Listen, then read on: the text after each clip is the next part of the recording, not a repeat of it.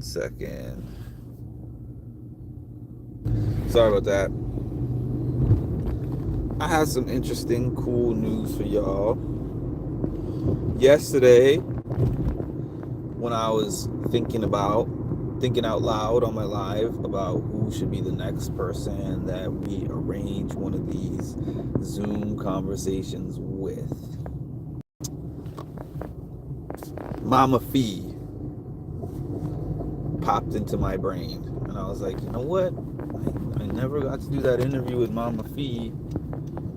But maybe we could do this Zoom thing with Mama Fee. Because here's the thing.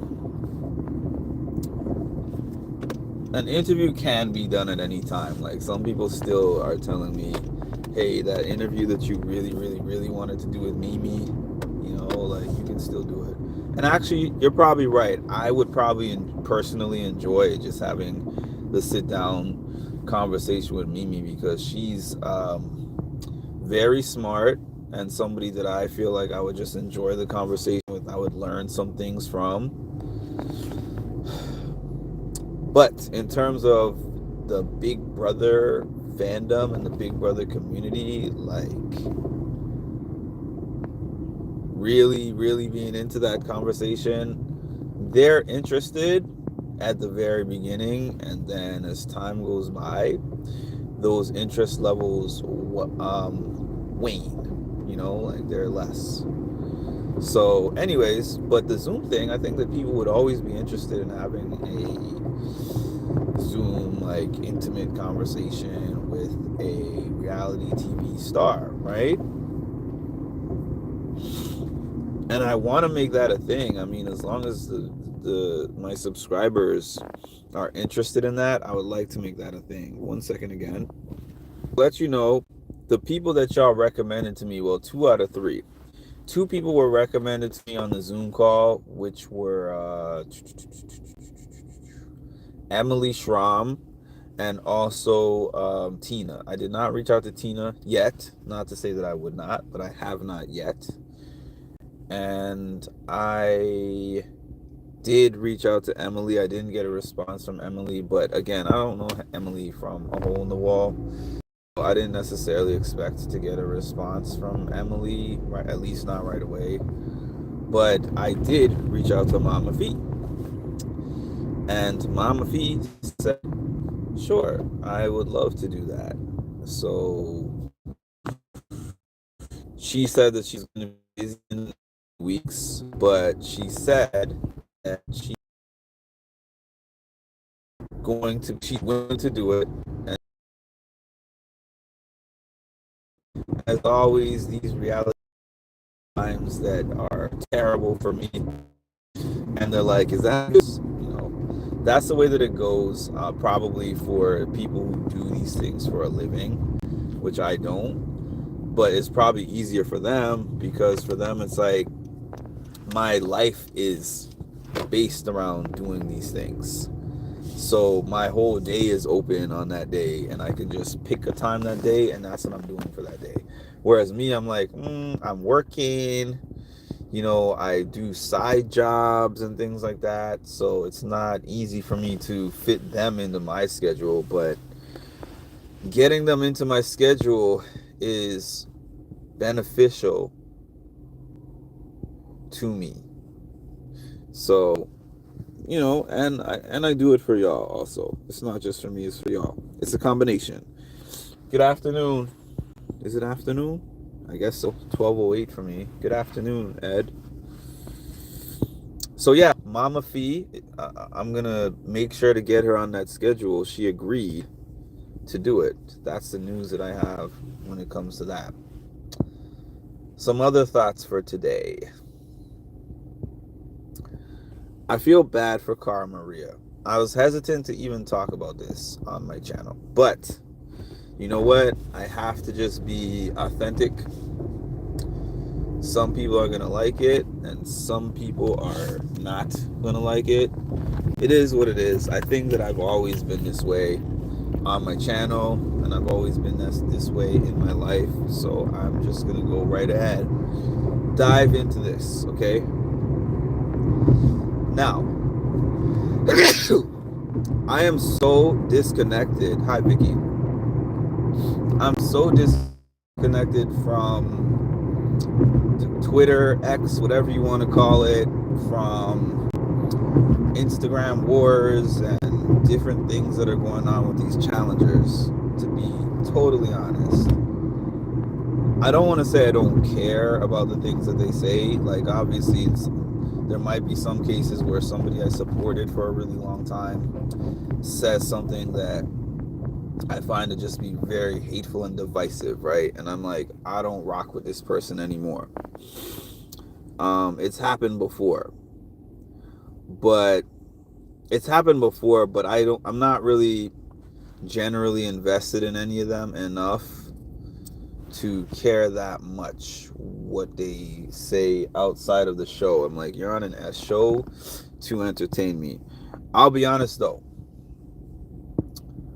I do have an investment in Kara just because of the fact that, I've met her, I've spoken to her a decent amount of times, and I don't find her to be this monster that people have consistently painted her out to be.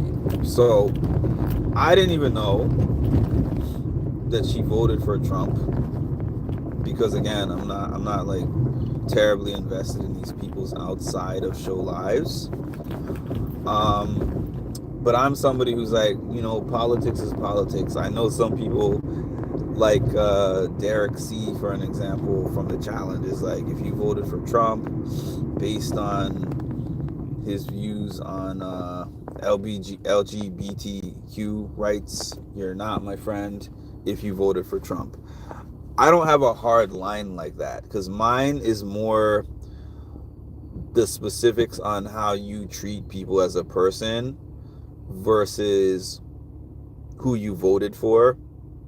Because I know people who voted for Trump that I would not want to be friends with, and I know people who voted for him that are still my friends to this day. We just don't really discuss politics. I say all that to say, I guess she started to become under fire by people who are like, oh, she voted for Trump, so the support for her should be cut off. I don't think that the support for somebody should be cut off simply based on the political party that they voted for. Now, where does that connect to this next thing? I don't know where it started. I believe she was responding to a fan, and the fan was asking, is it okay if I identify myself as LGB? LGB without the TQ, right? So she was like, yes, that's fine, because that's the way that I identify, that's the way I choose to identify myself. That's my identity, and you can, give yourself whatever label that you feel uncomfortable with, that you feel comfortable with. I'm intentionally not going to answer that part of that. I mean, I have had discussions with people on my thoughts on that topic offline, because I intentionally do not discuss those things on my channel, as most people know. My only thing that I want to discuss about that is the cancel culture. And I say this over and over and over again, not just related to Kara, but I say this over and over and over again. If somebody says something that you consider ignorant, racist, misogynistic, whatever it is, sexist, whatever the case may be, right? Your solution to that problem, I feel, should not be like, this person should never have a voice to speak again. And that has been what this world has been like for maybe the past 10 years. Once I hear that thing come out of your mouth, or you type it, you write it, you tweet it, whatever it is, you just should not be allowed to speak again. I used this example of D, if any of y'all remember D from the challenge. There was a lot of things going on at the time of the D incident with the Black Lives Matter movement.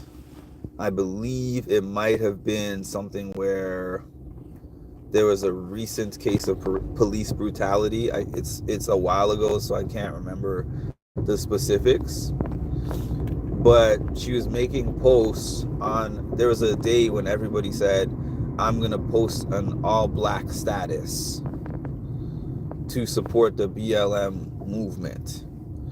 And she had some posts on her page. She was posting, she might have had an OnlyFans or something at that time.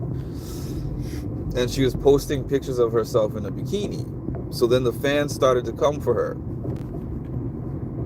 And the fans were just like, oh my goodness, you're so out of touch. How could you be at a time like this be posting bikini pictures and people are out here dying? Okay. If 10 million people are posting an all black square on Instagram, I don't feel like I have to be, hi Marshall and hi Mom, I don't feel like I have to be 10 million and one. I'll be honest with you. If 10 million people say we're doing this in solidarity, I don't feel like I have to be 10 million and one. And because I don't post that status that everybody else posted, it doesn't mean that I don't support the cause. You have no idea how I might support the cause offline. I might be a part of some marches, or I might be donating to some local organizations that stand against that particular thing. You never know. Not everybody broadcasts the way that they support a particular cause. Now, this is not a defense on of D, but this is what I'm saying. When everybody came for D regarding that, it put her into a defense mode, because she's like, these two things are not connected, right?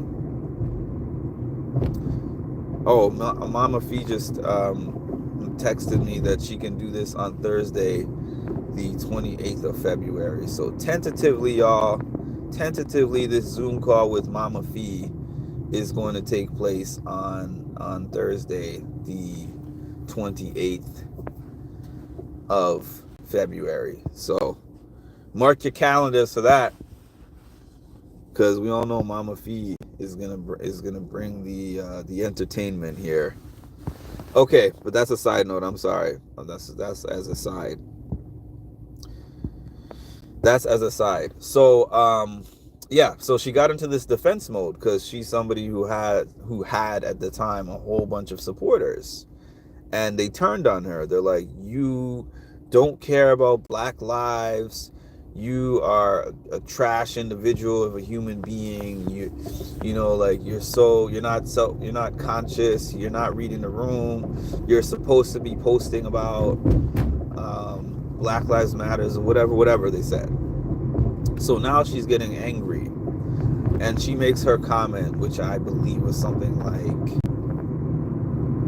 I was Black Lives Matter since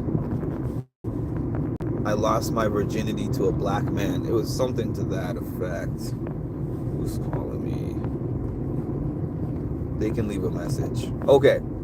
She said something like, I've been Black Lives Matter since whatever she said, since I lost my virginity to a black man. So that comment, obviously very ill-timed, terrible comment, especially to make during a time when people are highly sensitive over the things that were going on at that point in time. Unacceptable comment, like to make that kind of snarky joke, I guess you could call it.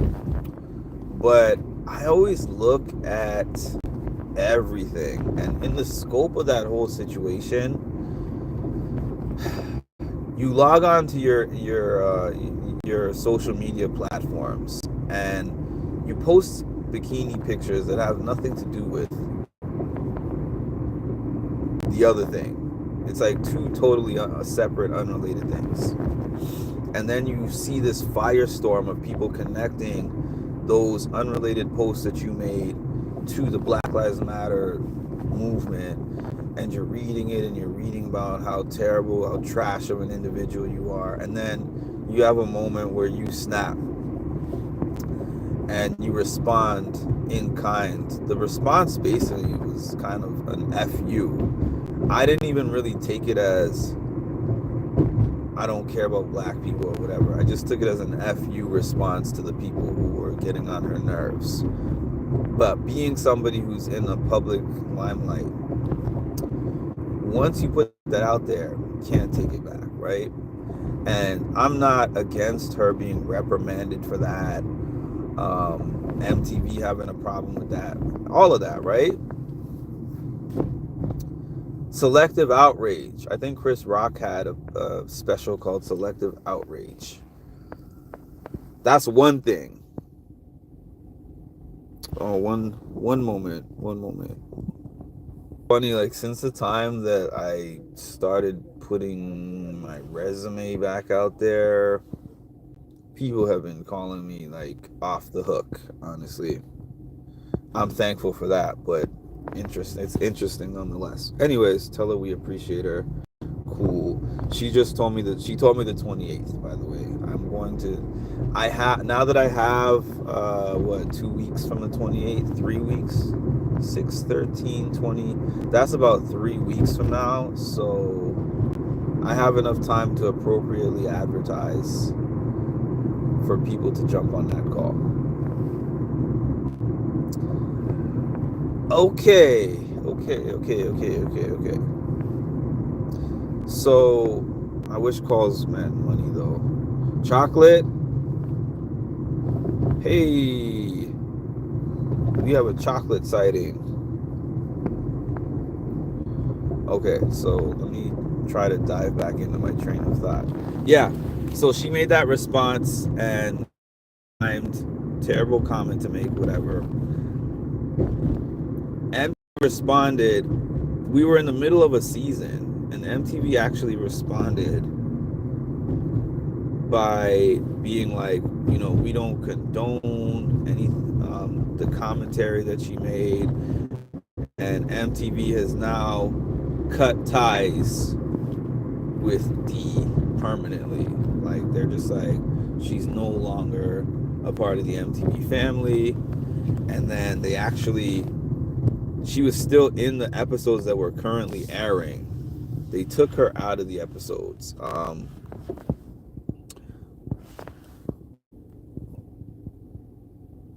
Wes kicked her out of his home because she's Australian, and she was living with Wes at the time, and she was dating Nehemiah, ironically. And Wes made like a quick response and then kicked her out of his home. He talked about it in several places, but he also talked about it in the interview that he did with me. And what I gathered from what Wes said, if you kind of read between the lines of what he was saying, is that he had to cut ties with her. Oh, man.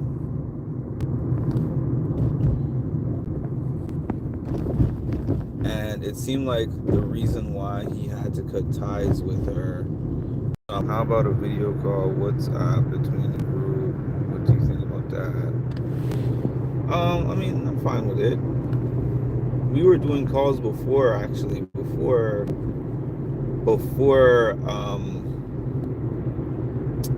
I think when I was on my music and mental health channel, we used to do video calls, video and or audio calls. The only reason that stopped is because so many people went over to Discord, so they do their calls mostly on the Discord platform. I haven't been able to be there for many of those, but yeah, we used to have a schedule. I think we used to do those like once or twice a month on Fridays. Those are pretty fun. That was in the early days. Yeah, so just to wrap up what I was saying, you don't teach somebody something that they're ignorant about by canceling them. That's just my personal opinion. Now, if somebody says something that you consider ignorant, and then you are like, can I talk to you? And can I explain to you why this was an ignorant statement? And you have a conversation with them. And after you talk to them, after you explain it to them, they're standing on business and they're like, I'm not wrong here. I don't mean your initial response to be like, I'm not wrong. I mean like the response after you explain it to them and they grasp it and they're like, no, I'm still not wrong here. By all means, all right, I tried to give the person an education about what makes this wrong, or why I didn't appreciate this particular comment, and then they're standing on business with it. From there, do what you will. I still don't necessarily believe in cancel culture. When I say cancel culture, I don't mean you personally saying I don't rock with this person, because that's your prerogative. It's your prerogative whether you want to talk to someone, support them or not. But to say on a mass level, like, if you support this person, then it means you support all of this person's views. That's ridiculous to me, right? Because do you really have somebody in your life, best friend, partners? If you go through 1,000 topics, right? You're going through politics, you're going through religion, you're going through views about, let's say, 9 to 5 work versus entrepreneurship. You're going through views about it could even be little things like, who do you think should spend on the first date? Or it could be what kind of cars they think are the best. It could be global warming. It could be the economy. Do you know a person? Do you know anybody who you could say you unanimously and unilaterally agree with all of their views on every single topic? Like, supporting someone, befriending somebody, caring about somebody and loving them does not mean that everything that they think is synonymous with yourself. And also, if somebody says something that you don't agree with or support, right? Saying that you support them as a person does not actually mean that you support every single one of their views. So I think that in the case of Ryan, I think that Ryan handled this thing perfectly. I have so much respect for what Ryan said, because Ryan said, I know Kara as a person, and he was like, she's the farthest thing from like transphobic, like, she's one of my best friends. And he was like, she made a faux pas, she put her foot in her mouth essentially. And he was like, I had a conversation with her and I explained to her why the T and the Q is included in the acronym.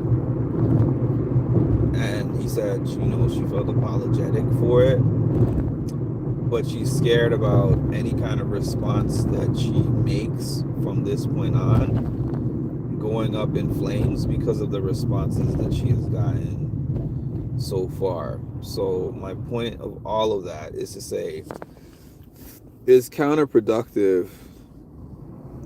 It generates more hate in the world to take things that people say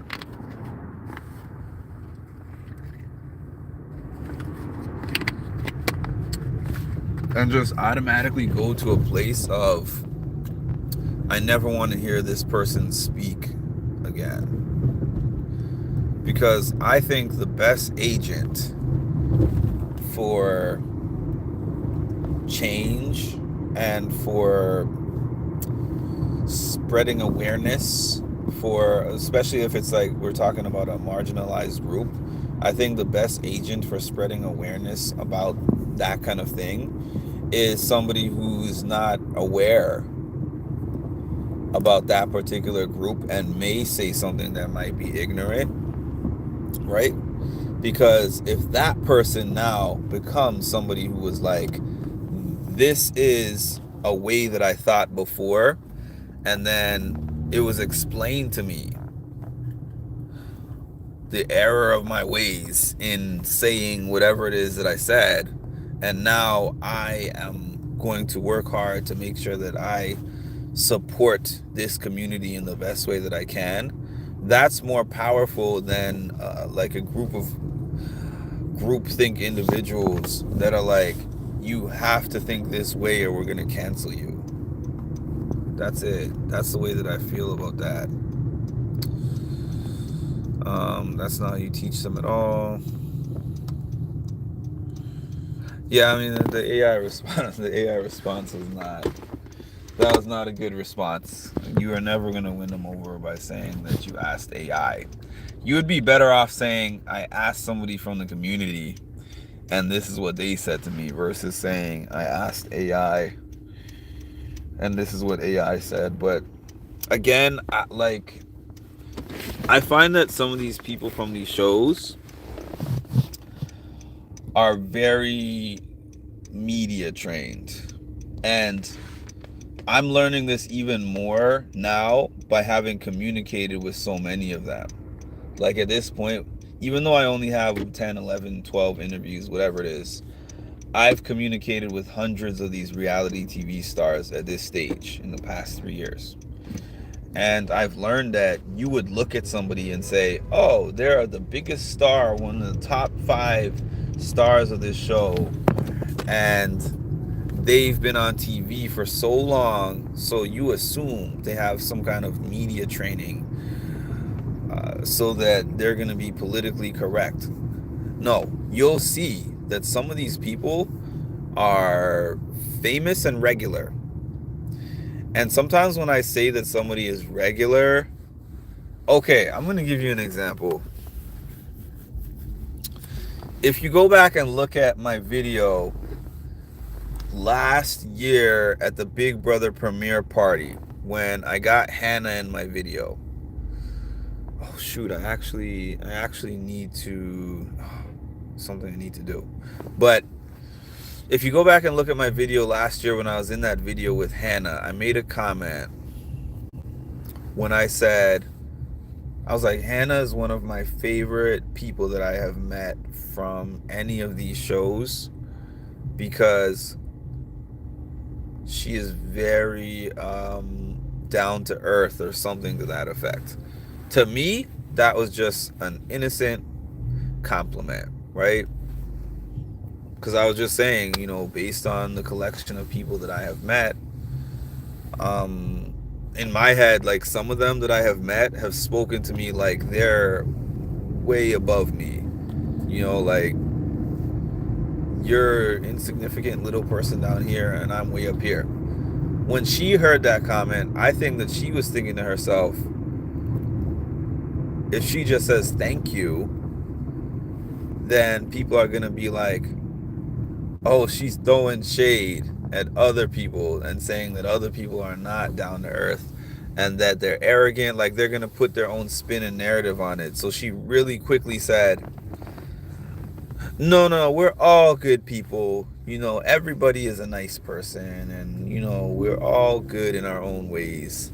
And I was like, that was really politically correct. And she laughed because I knew why she said that and she knew why she said that.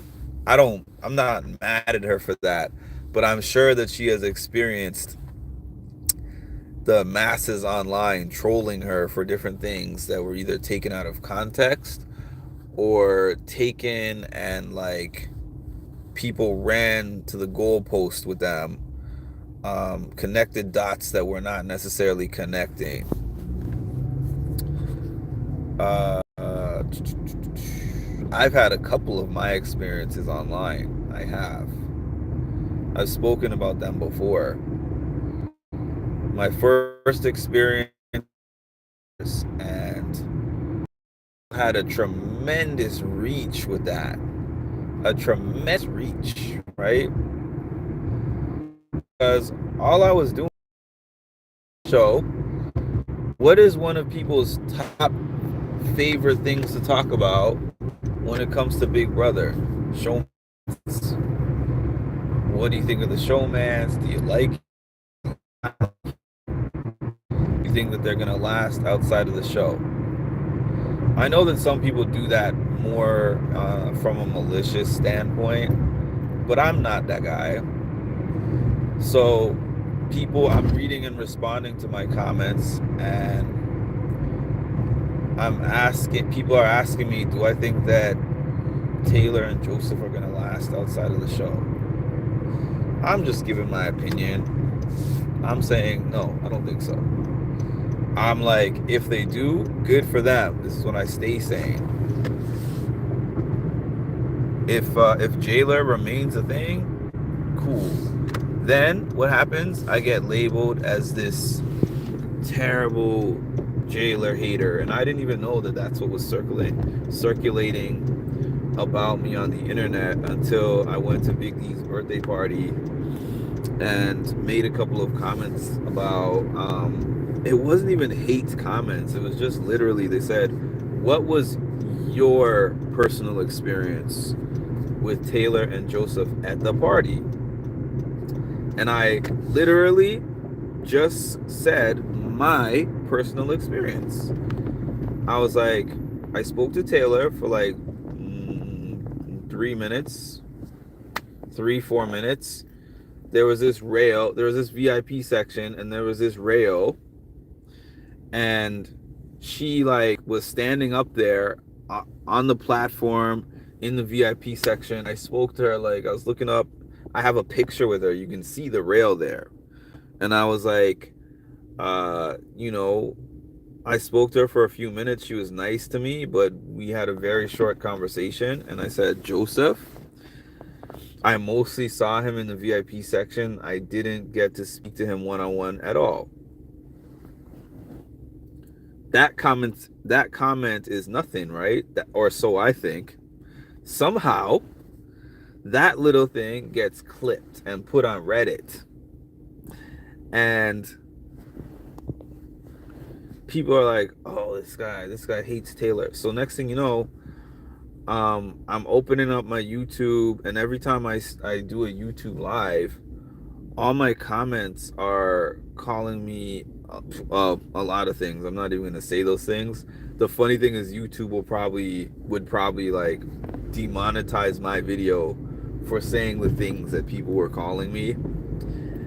And also, let's see, in addition to that, people were finding me on Instagram, sending me the nastiest messages on Instagram, like crazy messages about me, my character, like you're a weirdo, you're a stalker, like there's all kinds of things that they're telling me in my inbox.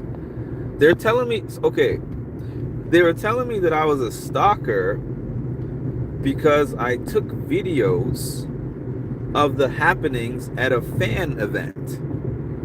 And I'm like, last I checked, a stalker is somebody who goes and finds somebody without their knowledge. Like, let's say I look up where one of these people lives or something, or where they frequent, or where they go to the gym, or their place of employment, and I pop up there. Or I get access to somebody's phone number that they didn't give me, like that type of thing. That's what I consider as a stalker. I've dealt with a couple of them, so I know what a stalker is.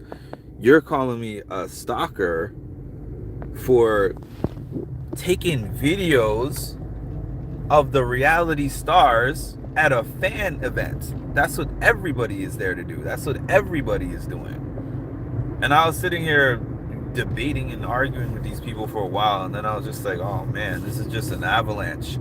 And honestly, it affected my mental health that every time I log onto this computer, or, well, not the computer, because I was mostly using the phone. Every time I open up this phone, somebody is going to be saying something wild to me. And I know that if you go through and were to see all my responses at that time, you could probably extract things out of there that I said that were less than favorable. But when you feel like you're misunderstood, targeted, nobody is on your side, and people are mischaracterizing you and just ruthlessly coming at you for something that they didn't even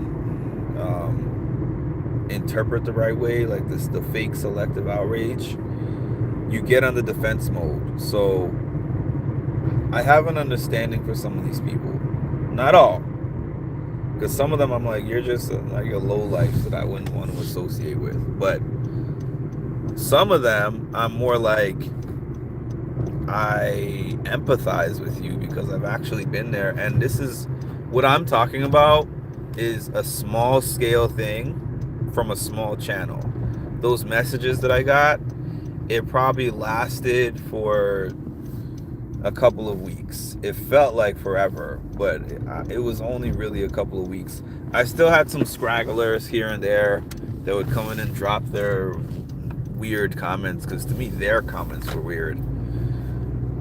But for the most part, it was a very short thing. I could only imagine being somebody with a platform that has 600, 700,000 subscribers, and very quickly something that I say could just go up in flames like that. So, I mean, one thing that people like to do on the internet is dogpile a situation.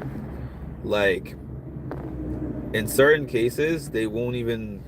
For me, when I see something like this pop up, I'm like, where does this originate from? What is the original context of these comments, and what was the intent of what was said here? Some people don't care about that. They're just like, all right, I'm looking at the posts and the reposts, and I'm seeing that Rachel said this, and then I'm seeing that Derek jumped on, I'm seeing that Corey Lay said this, and this person said this, so I'm going to add in my 2 cents and show how I don't support this person either. I'm not for that. I think that's its own form of bullying, and I'm always for educate first, cancel second. That's just my mindset about things. Educate them first, and if that doesn't work, like, then you do what you have to do from there. But if you cancel them first, there's no education involved, and now people who are on the outside that were not supporting you before are going to now just hate you, because they're going to be like, your group is a group of bullies that does not really want people to learn. They just want people to hate. And that's really all I have to say about that. I mean, people can take that for what it will. I know that even when I speak, sometimes responses that I have gotten to things that I've said are like, how does A plus B equal X? But I know that, there's always a difference between, like, there's people that are there just to be divisive, like, you can tell the difference between someone who's like, I want you to understand, or I want to understand your point of view, but I want to explain mine. And there's other people who are, that they're just like, I want to fight. I just want to pick a fight with you, and I want to take you out of your happy place. That's the other thing. There's a lot of people on this internet. This is something I've learned as a YouTube vlogger. There's a lot of people on this internet that jump on here. If you were to see their lives off of this internet, they are very bitter, unhappy people, right? And they look at somebody who looks happy or more successful than them, is doing better than them, whatever the case may be, and they're just kind of like, I want to do what I can to knock this person off of their pedestal. And as soon as they get a sliver of an opportunity, they're going to go for the jugular.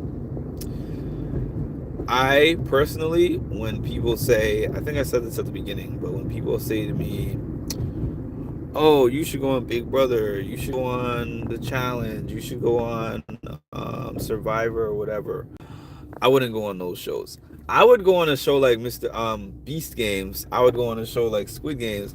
The reason why I would go on a show like that is that there's so many people on those shows that there's not enough time for them to follow you long enough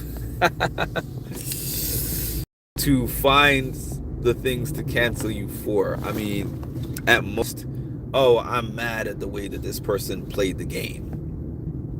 I don't like the way this person was cutthroat in the game or whatever, but there's not really deeply developed storylines about you, because they're always going to be able to find something to cancel somebody for. Trust me on that. Everybody who goes on there, they could find something, and if they choose to give them like a villain edit. And Big Brother is the worst for that, because you have the cameras on you the longest, so people are listening to your every word. I mean, they do cut things out now, but people are listening to more on that show than other shows, because other shows are more produced.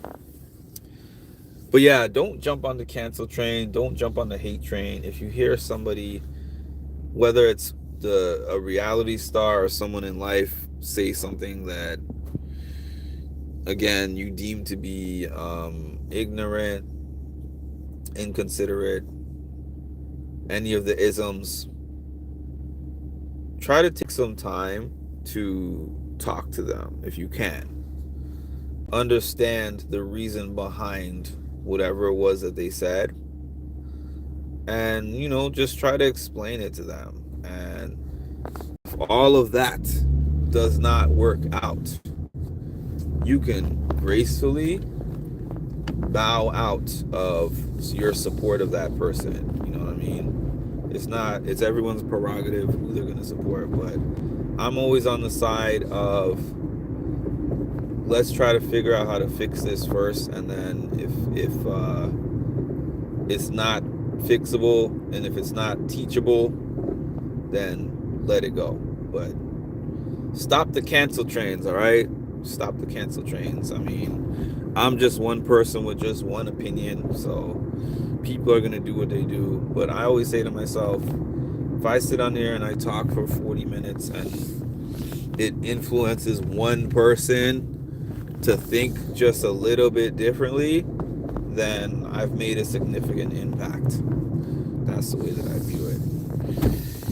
Okay, so that's all I got for that. And let me know what you think in the comments. I am very okay with people having different opinions than me, as y'all know.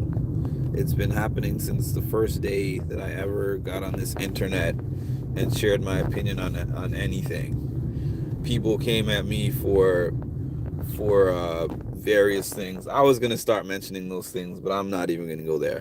Let's just say various things regarding things that happened on Big Brother that I gave opinions about, and they expected me to be the black man advocate, essentially, which is basically meaning if a black person did something wrong on Big Brother, I should not be calling out that wrong because they're a black man and I'm a black man. And I'm like, I don't watch these shows for that. Like, yeah, I would love to see somebody. When Xavier won, I was one of his biggest fans. You know, I was one of his biggest supporters. But it was because of how he played the game. It was because of how he carried himself in the game. You know, like when Monty was doing what he was doing, I wasn't sitting here like, oh yeah, that's okay because I'm supporting him. I want him to win because he's black. I was actually more disappointed in what he was doing and saying. Appreciate y'all for joining me. Please make sure to like, comment, and subscribe and hit the notification to get notified when I drop some more great content.